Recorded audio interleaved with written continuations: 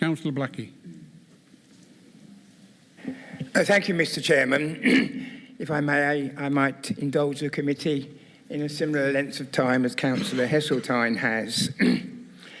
I'm a late substitute for somebody, but who unfortunately wasn't able to do the 3 days. But I can assure you, in the time that I've had available, I've studied as many of the papers as I can, and I feel absolutely fully acquainted with the application and in a position in which I can give an opinion and vote. Sitting here, I'm right directly in front of the speakers. A number of people have said that this was going to be a difficult decision for me to make and the remainder of the committee. As it so happens, I've not found it quite so difficult. Weighing it all in the balance, I conclude that the evidence that I have read, I have seen, I have heard, would have led me, if I'd had the opportunity, irresistibly to make a proposition of refusing this application. Frankly, and I'm not one that often agrees with Anne McIntosh, but she was right when she sat there and said, we're being asked to take on far too much on trust in what I believe we all agree around the table here and probably within the audience as well, is a novel process where regulation, thorough regulation, may have to catch up with exploration. And I'm afraid that's no way to go ahead. I believe it was up to Third Energy to prove their case. And I'm sad to say that I think you've fallen well short of the mark in doing so. This is a classic case of an application with branded all over it, cumulative uncertainty. And in those circumstances, I would have liked to have been able to have on the table refusal. Having said that, if Councillor Heseltine, supported by Councillor Blaze, proposition for approval fails, then you know then will come forward for refusal.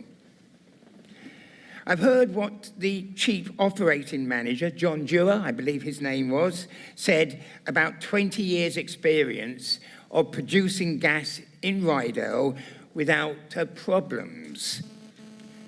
But none of those 20 years has involved fracking and all that it entails. And we have had plenty, we've heard plenty about this in these last 2 days. So yes, 20 years of uneventful extraction of gas, but never once have you dipped your toe into the fracking pot. And that's the concern. That's the difference one word has made. So let me go on and say what I think the arguments are from my point of view. I must start with the planning officer's report, and I have to compliment her and her team on what has been and continues to be a massive task involving huge amounts of extra work, no doubt on top of the day job.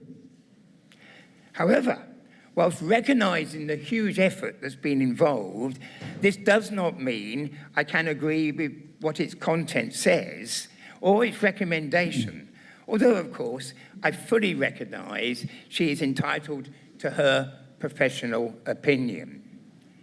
As a member of the Planning Committee, I am entitled to take an alternative view if I can support it with arguments, and I do. I do take that alternative view. This application, I would have hoped, would have been recommended for refusal. In truth, I must say, and I'm pleased, this is my observations, I found the content of the planning officer's report a little disappointing.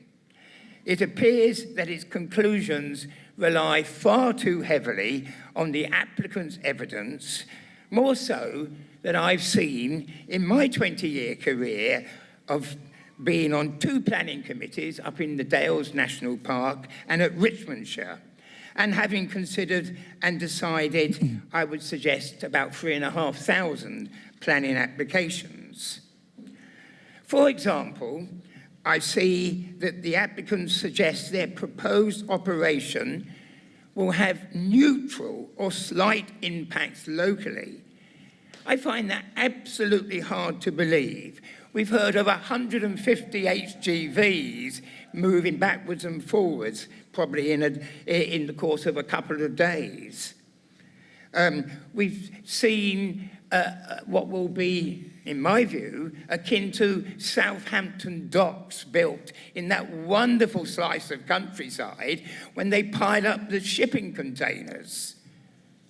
I know it may only be for a few weeks, but that's a wonderful slice of pure moors landscape that we're despoiling. I don't find that a slightly a neutral impact. I find it highly damaging. And I do accept that virtually all of the statutory consultees, the Environmental Agency, Public Health, Yorkshire Water, even David Bow, our Highways Authority, and so on, have raised no serious objections to the applications. But I'm a bit of a cynic, really, with these 20 years. That always makes me suspicious. You do wonder how many of those who have written those recommendations live within 75 miles of the site, let alone 750 yards. On the other hand, we have heard from a number of experts supporting refusal, some brought in by Frack Free Rydell and other campaign groups, some simply local residents in Rydell. I've got to say, it seems to me there's a very large number of professors and medical practitioners of note living in the district of Rydell. We haven't quite so many in Richmondshire, I'd have to say. But they hold opinions, and their opinions are worthy of being listened to, and I'm not sure that we have. They, to me, speak with distinguished authority about the great uncertainty around fracking, and based on the precautionary principle that must guide our action, they say this application should be refused. However, the planning officer's report, in each case, they get the same treatment. The report relies on the applicant's evidence and their consultants and the statutory consultees, and dealing with the objections, they're turned to one side with the consolation remarks that those objections are either reasonable or understandable. That's all they get. I think they're worth a lot more than that, and I'm not sure they've been given the weight that they should have been in the report. Frankly, I have to say, I expected greater scrutiny, greater challenge from this, the County Planning Authority. It seems to me, and this is my first experience on this committee, I've been elsewhere, as I've said, it seems to me we've been too easily satisfied here as a county planning authority, far too easily satisfied, and we haven't gone the extra mile in making the challenge to make sure what we're being told stacks up, and I don't think that it does. I say this because I'm a passionate independent councillor. I am charged with seeking to promote the social, the economic, and environmental best interest of the local community. In our terms, they call it the power of competence. Especially as you come into County Hall, the first thing you see is a vision statement talking of that that North Yorkshire is a special place to live, to work, to visit, that we show care and respect for our local communities. We value local democracy, do we?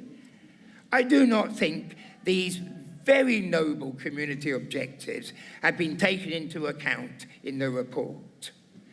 The loudest message that I've found from the overwhelming weight of objections reinforces the hope that we will consider here the link between local democracy, the best interest of the local community when making our decision. Hence my proposal.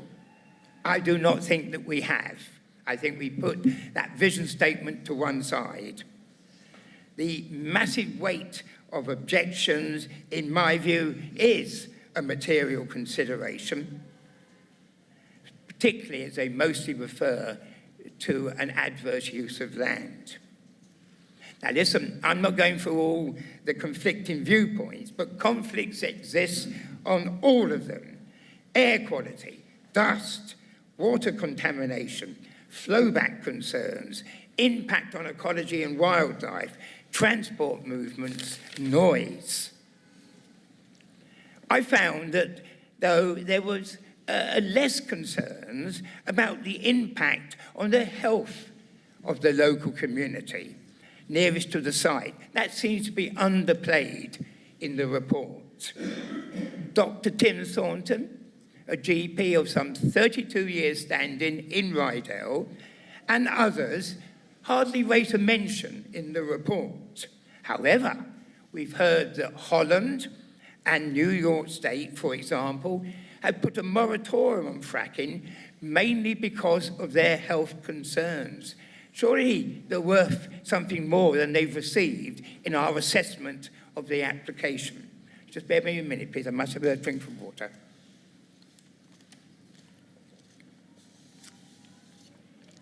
To me, though, the glaring admission in the Planning Office report is the impact approving this application will have on the local economy and consequently the vibrance of the social networks established in Rydell. It hardly makes mention of this in the report, and yet I believe, and I'm a tourism operator, in a wonderful, wonderful landscape up in the Dales, in Hawes in the Upper Dales, so I do know what I'm talking about. I believe that if this goes ahead, at peril is both the tourism industry, which I'm told in Rydell is adds up to around 7,500 jobs, and £250 million worth of annual spend in the economy. And also, I believe, the reputation of the local agricultural economy for producing food of the highest quality, something that we also rely upon up in the Dales, as well as the best breeding sheep going. I'm a businessman. I've at times employed 30 people, part-time and full-time. I still employ 11 people. I remember all too well the impact of foot and mouth in the Upper Dales in 2001. Then there was no Facebook, there was no Twitter, but the immediate impact was that tourists deserted the Dales, businesses closed down, unemployment followed, there was a reduction in local prosperity. Whilst we did eventually recover 2 or 3 years later and got back to where we were, I can tell you some of my regular visitors in my business have never returned. Such was the detrimental impact on local prosperity, on local employment, on an area heavily dependent on tourism, as Rydell is, for an event that came and went in 1 year. National reputation for fine landscapes and a wonderful setting for a day out, a short break, a holiday, takes years to earn, yet it can be lost overnight. Rydell is a district known by its reputation as an area of beautiful, beautiful scenery, and the site is situated, in my view, amidst a glorious slice of it. fracking on this site will go on not like foot and mouth for 1 year, for up to 9 years. And don't be under any false impressions. It can be extended and extended and extended. You could have fracking forever here in Rydell. What I've found looking in the report, no, in fact, what I didn't find, when I hoped to find, that there's no reference to the extra employment that will be created by the approving of this planning application to make up for the loss of the employment in the tourism and agricultural industry when news goes viral on Facebook and Twitter across the nation that fracking is okay in North Yorkshire. Not a single job. Employment isn't even mentioned in the report. That is a grave omission, and you've heard me just challenge it. And it's an oversight by our planning officer, and I have the highest respect for her. But how can you overlook continued economic prosperity and say that you've done a thorough job on the planning application? And whilst it may not be, I do stop press. I just spotted Castle Howard, Nick Howard, has actually come out now and said he's definitely against fracking, along with Flamingo Land. I haven't been able to read all of the report, but I think he's worried about his castle falling down through seismic intervention. And I'm sure he's worried about the effect on tourism at that wonderful tourist attraction. Whilst it may not be a material consideration around precedence, if this is granted, then as sure as God made little apples, that others will follow, and that has not escaped, and rightly so, the attention of objectors. They fear that Rydell's tourism and agricultural industry is doomed if this goes ahead tonight. It's doomed because it will lose tourists by the thousands, and it's doomed because the reputation for producing wonderful food on those grassy paddocks and grassy meadows, there might be concerns that the animals are actually eating contaminated water. Who wants to come and visit Rydell when its reputation has been a gas field, I ask you? Who wants to eat spring lambs or a generous steak if the grass eaten in its production has been contaminated by fracking? These are the questions that goes in the minds of the people in the street out there, not the experts, the people in the street. And those are the ones I fear we've overlooked. I believe this application, last page, is at odds with the NPPF, which talks, amongst other things, of recognising the intrinsic character and beauty of the countryside and supporting thriving rural communities within it. If that's worth the paper it's written on, then we should be saying no to this planning application. All told, it seems the cumulative impacts of the various aspects of the planning application on the local communities and the local economy are so significant that they will easily outweigh whatever benefits approving the application might bring. This is a shot in the dark. It is a shot in the dark to approve this, and I see no compelling reason why North Yorkshire should be the guinea pig when those impacted by it, directly or indirectly, have so much to lose. I would have liked to have moved refusal. We should be refusing this application. Thank you, Mr. Chairman. Thank you. Well, thank you. We don't have applause in this meeting. Councillor Blake.